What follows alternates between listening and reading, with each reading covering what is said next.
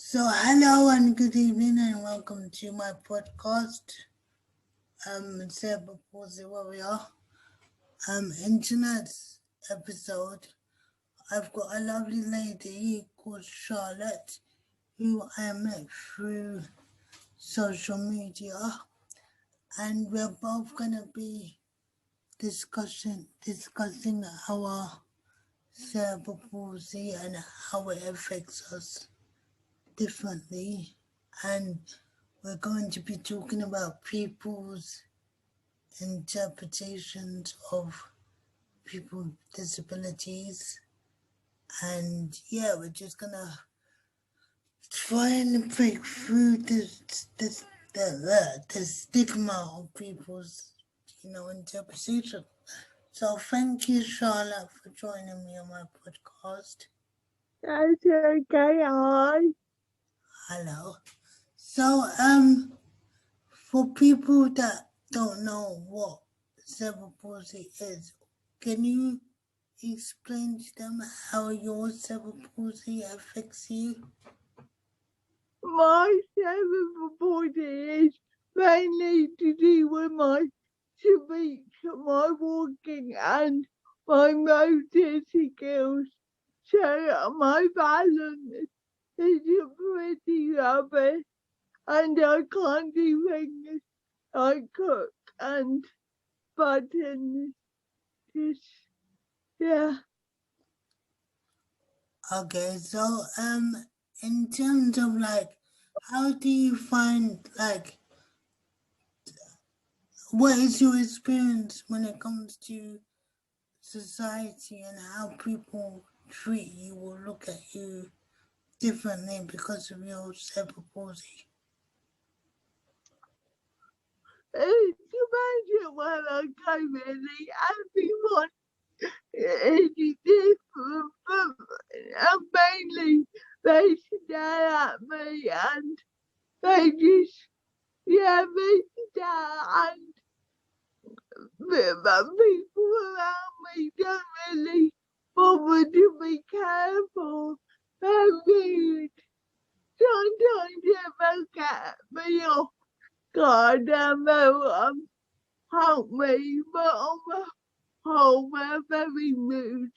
And the people I'm with will get really offended when they stare at me. But I got to the point where I don't notice anymore. So for the people that do stare at you, like, are they older people or younger people? And like for anyone that is staring at anyone with any disability, like, what would you like to say to them? Well, uh, as normally, as people of all ages, really, the younger people tend to be better. I don't mind people asking me what's wrong with me. I really don't, because how can people learn if they're not taught? So if they ask me and I can tell them what's wrong, they'll learn to treat us better. So in terms, because you just said, if people are taught, so do you think, because I think personally that there needs to be more education in schools when it comes to certain disabilities, and I think there needs to be more awareness in schools, and I also think, it needs to start from home. Do you agree with that? I agree totally. I think they should have lessons about disability and how to treat us. And I think they should employ people in schools to be teachers or helpers, just so that the kids are around people with disabilities, so they're used to it really, and they won't grow up today with them because they've always been around it. Yeah, and so like in terms of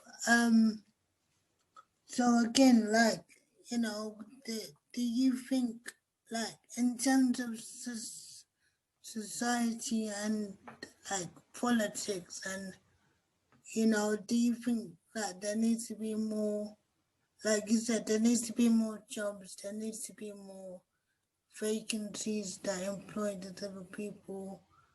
Um, I don't know, like, do you think there needs to be like, I don't know, a disabled representative in parliament? Do you know if there's a disabled representative in parliament? No, the only man I do, and I don't know his name, but I know there is an MP with cerebral palsy, but I think it's a mild, and I've never seen him around. We do need people that represent us about and just tell the public that we're all human. Well, we all need to be treated with the same and with respect and dignity. Yes. That is real. We do need to be respected, and we all need to be treated with dignity.